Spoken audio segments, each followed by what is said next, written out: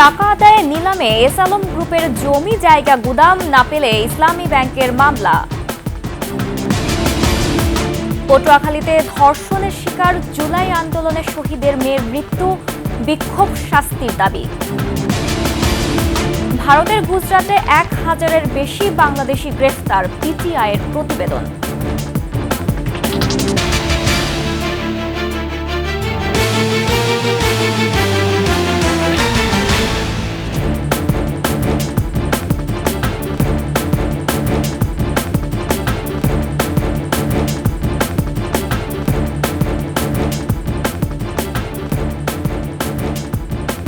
শুনছিলেন সংবাদ শিরোনাম। আমন্ত্রণ 21শে সংবাদে, সাথে আছি আমি জান্নাতুল বুশরা। দর্শক, 21শে টেলিভিশনের সংবাদ একসাথে সরাসরি দেখতে পাবেন আমাদের ফেসবুক পেজ www.facebook.com/2124 অনলাইনে। এছাড়া সাবস্ক্রাইব করতে পারেন www.youtube.com/@21 চ্যানেলে। একের পর এক নিলামে উঠছে এস আলম গ্রুপের সম্পত্তি। প্রায় 10,000 কোটি টাকা পাওনা আদায়ে এস আলম গ্রুপের প্রায় 11 একর জায়গা ও এর উপরে থাকা কারখানা গোদাম নিলামে বিক্রির ঘোষণা দিয়েছে ইসলামী ব্যাংক বাংলাদেশ পিএলসি। নিলামে ক্রেতা পাওয়া না গেলে অর্থ আদায়ে আদালতে মামলা করার কথাও বলেছে ব্যাংকের কর্তৃপক্ষ। চট্টগ্রাম থেকে হাসান ফেরদৌসের তথ্য ছবিতে ডেস্ক রিপোর্ট, ক্যামেরায় ছিলেন বিপ্লব মজুমদার। ফ্যাসিস্ট আওয়ামী সরকারের আমলে সুবিধাভোগী এস আলমের বিরুদ্ধে প্রতারণা, বিদেশে অর্থ পাচার, মানি লন্ডারিং সহ বিভিন্ন অনিয়মের অভিযোগ রয়েছে ব্যাংক ঋণ নিয়ে সেসব পরিশোধ না করারও। ইসলামী ব্যাংকের খাতুনগঞ্জ কর্পোরেট শাখা থেকে S Alam refined sugar industries limited সহ বিভিন্ন প্রতিষ্ঠানের নামে প্রতিষ্ঠানটির চেয়ারম্যান মোহাম্মদ আবদুল্লাহ হাসান এবং ব্যবস্থাপনা পরিচালক মোহাম্মদ সাইফুল আলম এই ঋণ নেন। ব্যাংকের পাওনা প্রায় 10,000 কোটি টাকা আদায়ে উদ্যোগ নিয়েছে কর্তৃপক্ষ।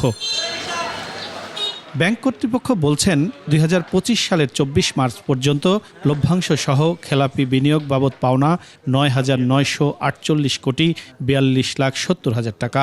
ঋণ গ্রহণকালে মর্টগেজ রাখা চট্টগ্রামের কর্ণফুলীর পাথরঘাটার ইসানগর মৌজার 10.93% জায়গা সহ এর উপর থাকা কারখানা, গুদাম ও ভবন নিলামে তোলা হচ্ছে। এই বিনিয়োগের টাকা আদায়ের জন্য মূলত আমরা সর্বাত্মক আইনি প্রচেষ্টা চালিয়ে যাচ্ছি। তারই অংশ হিসেবে আমার কাছে রক্ষিত যে সমস্ত মর্টগেজ প্রপার্টিগুলো আছে সেগুলো নিলামের জন্য আমরা অর্থনীতি আইন আদালত অনুযায়ী পত্রিকায় আমরা বিজ্ঞপ্তি প্রকাশ করেছি। আগামী 14 মে নিলামের দরপত্র গ্রহণ করা হবে। এতে যোগ্য প্রতিষ্ঠান পাওয়া না গেলে আইন অনুযায়ী এস আলম গ্রুপের বিরুদ্ধে অর্থ ঋণ আদালতে মামলা করা হবে। আগ্রহী ক্রেতা পেলে পরবর্তী পদক্ষেপ নেওয়া হবে, অন্যথায় আমরা সরাসরি অর্থ ঋণ আদালতে মামলা দায়ের করব।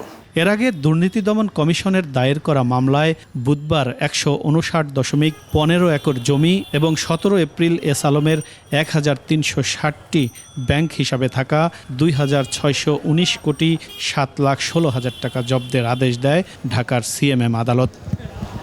Firoz Hossain, 21 television. Manipur school and কলেজের শিক্ষক খলিলুর রহমানের অপসারণের দাবিতে উত্তপ্ত কলেজ ক্যাম্পাস। ক্লাস বর্জন করেছে শিক্ষার্থীরা। রোববার সকাল থেকে মণিপুর স্কুল অ্যান্ড কলেজের মূল ফটকে জড়ো হতে শুরু করে শিক্ষার্থী ও অভিভাবকরা। এ সময় শিক্ষক খলিলুর রহমানের বিরুদ্ধে বিভিন্ন অভিযোগ করেন তারা।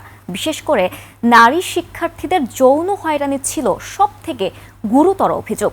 দ্রুত সময়ের মধ্যে খলিলুর রহমানকে অপসারণ করে মণিপুর স্কুল অ্যান্ড কলেজে পড়াশোনায় ফিরিয়ে আনার দাবি অভিভাবক ও শিক্ষার্থীদের।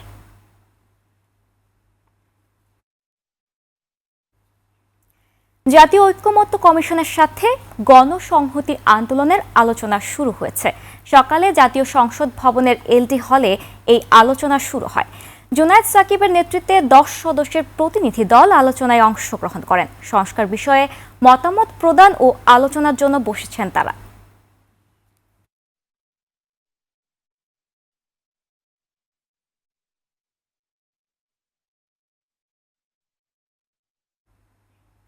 আসামিদের জামিনে মুক্তির খবর আর অব্যাহত হুমকিতে অবশেষে জুলাই অভ্যুত্থানের শহীদ কন্যা বেছে নিলেন আত্মহননের পথ। শনিবার রাত 9টার দিকে রাজধানীর শেকেরটেকের ভাড়া বাসায় এই ঘটনা ঘটে। স্থানীয় বাসিন্দারা তাকে উদ্ধার করে শহীদ সোহরাওয়ার্দী হাসপাতালে নিয়ে গেলে চিকিৎসক মৃত ঘোষণা করেন। অভিভাবকরা জানান, ধর্ষণ মামলায় গ্রেফতার সাকিব জামিন পেয়েছে এমন সংবাদে মর্মাহত হয়ে পড়ে সে। তার মৃত্যুতে বিক্ষোভ করেন জুলাই আন্দোলনের শহীদ পরিবার। সোহেল সামির রিপোর্ট।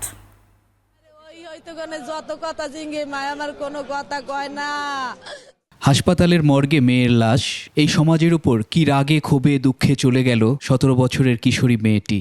মেয়েকে হারিয়ে মায়ের এই কান্না যেন থামবার নয়। কদিন আগেই জীবন দিয়ে যে দেশটাকে মুক্ত করে গেছেন তার বাবা, সেই দেশে তার 17 বছরের মেয়ে হয় ধর্ষণের শিকার। এত কিছুর পরেও কিশোরী মেয়েটি বাঁচতে চেয়েছিল। আসামিদের জামিনে মুক্তির গুজব আর অব্যাহত হুমকিতে মানসিকভাবে বিধ্বস্ত হয়ে পড়েছিল সে। শেষ পর্যন্ত বেছে নেয় আত্মহত্যার পথ। অভিযোগ স্বজনদের। ডিপ্রেশনের কারণে সে তো ন্যায্য বিচার পায় নাই, যার কারণে সে আত্মহত্যা করতে বাধ্য হয়েছে।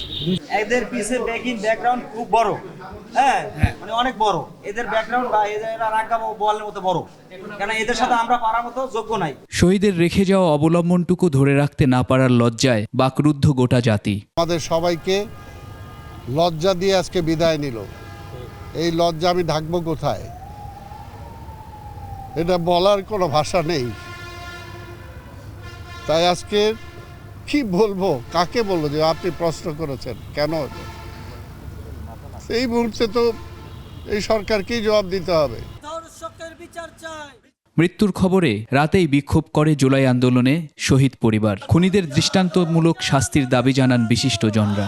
সেই আসামিদের বিচারকের রায় না হয়, আমরা সুষ্ঠু বিচার দাবি করছি এবং যত দ্রুত সম্ভব এই তদন্ত সম্পন্ন করে মামলার সাথে যারা জড়িত আছে তাদের সকলকে অবিলম্বে গ্রেফতার করার দাবি জানাচ্ছি।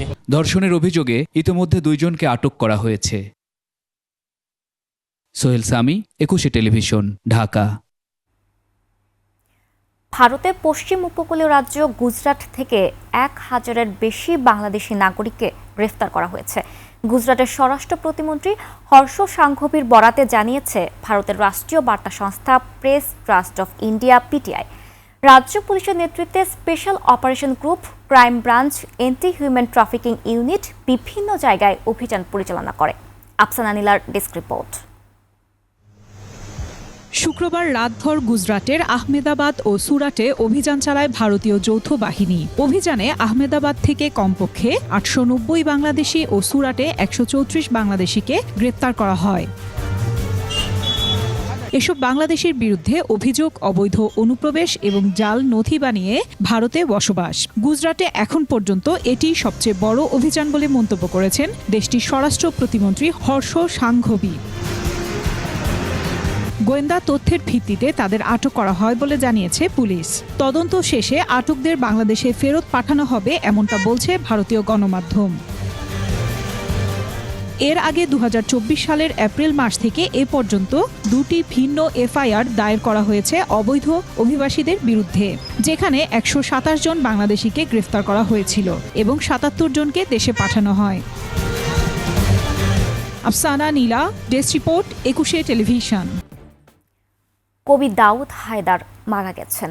রোববার জার্মানির বার্লিনের একটি হাসপাতালে চিকিৎসাধীন অবস্থায় তিনি শেষ নিঃশ্বাস ত্যাগ করেন। ইন্না লিল্লাহি ওয়া ইন্না ইলাইহি রাজিউন। স্বজনরা জানায় 12 ডিসেম্বর বার্লিন শহরের বাসার সিঁড়িতে পড়ে যান দাউদ হায়দার। পরে তাকে আহত অবস্থায় হাসপাতালে নেওয়া হয়। সেখানে আইসিইউতে নিবিড় পর্যবেক্ষণে ছিলেন বেশ কিছুদিন। সেখানেই চিকিৎসাধীন অবস্থায় মারা যান তিনি। দাউদ হায়দার কোলন ক্যান্সারে আক্রান্ত ছিলেন। কবি ও সাংবাদিক দাউদ হায়দার 1952 সালের 21 ফেব্রুয়ারি পাবনার দোহারপাড়ায় জন্মগ্রহণ করেন। 70 দশকের আধুনিক কবি খ্যাত দাউদ হায়দারের অন্যতম বিখ্যাত কাব্য জন্মই আমার আজন্ম পাপ।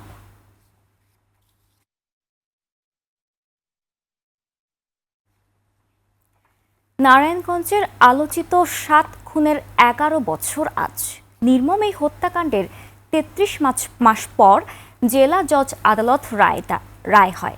এর 19 মাস পর হাইকোর্টের রায় হলেও 7.5 বছর ঝুলে আছে আপিল বিভাগে। এতে নিহতদের পরিবারে দেখা দিয়েছে ক্ষোভ ও হতাশা। নারায়ণগঞ্জ থেকে রবিউল ইসলামের তথ্যচিত্রে ডেস্ক রিপোর্ট। 2014 সালের 27 এপ্রিল আদালত থেকে ফেরার পথে ঢাকা নারায়ণগঞ্জ লিংক রোডের লামাপাড়া থেকে অপহরণ করা হয় সিটি কর্পোরেশনের প্যানেল মেয়র নজরুল ইসলাম ও আইনজীবী চন্দন সরকার সহ 7 জনকে। 3 দিন পর শীতলক্ষ্যা নদীর শান্তির চর থেকে তাদের মরদেহ উদ্ধার করে পুলিশ। এ ঘটনায় ফতুল্লা থানায় নিহত নজরুল ইসলামের স্ত্রী সেলিনা ইসলাম বিউটি ও নিহত আইনজীবী চন্দন সরকারের জামাতা বিজয় কুমার পাল বাদী হয়ে 2টি মামলা করেন। 2017 সালের 16 জানুয়ারি রায়ে প্রধান আসামি নূর হোসেন ও র্যাবের চাকরিচ্যুত 3 কর্মকর্তা সহ 26 জনকে মৃত্যুদণ্ড দেয়া হয়। আসামিপক্ষ আপিল করলে একই বছর 22 আগস্ট হাইকোর্ট 15 জনের মৃত্যুদণ্ডের আদেশ বহাল রাখেন।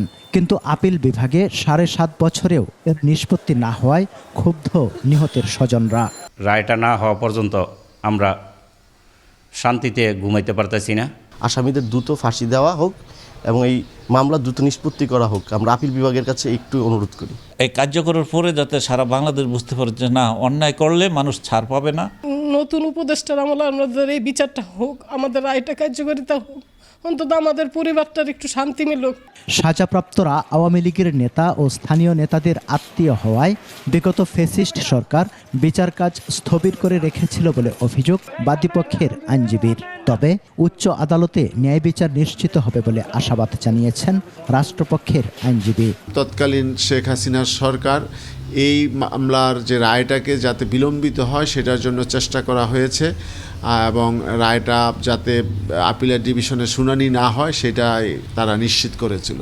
যারা আসামি পক্ষ তারা কখনোই কোনো রকম অ্যাডভান্টেজ নিতে পারবে না। অ্যাপিলের ডিভিশনে যেটা আছে লিভ টু আপিল, সেখানেও অবশ্যই আসামিরা চূড়ান্ত তাদের শাস্তি বহাল থাকবে। শিগগিরই আপিল বিভাগে মামলাটি নিষ্পত্তির দাবি নিহতদের স্বজন ও সাধারণ মানুষের। প্রধান উপদেষ্টার কাছে আকুল আবেদন জানাচ্ছি। সমার ইসলাম, ডেস্ক রিপোর্ট, 21 টেলিভিশন। আর এর সাথে শেষ করছি 21 সংবাদ। যাবার আগে সংবাদ শিরোনামগুলো আরও একবার। টাকা আদায়ে নিলামে এস আলম গ্রুপের জমি জায়গা গুদাম না পেলে ইসলামী ব্যাংকের মামলা। পটুয়াখালীতে ধর্ষণের শিকার জুলাই আন্দোলনের শহীদের মেয়ের মৃত্যু, বিক্ষোভ শাস্তির দাবি। ভারতের গুজরাটে 1000-এর বেশি বাংলাদেশি গ্রেফতার, পিটিআইয়ের প্রতিবেদন।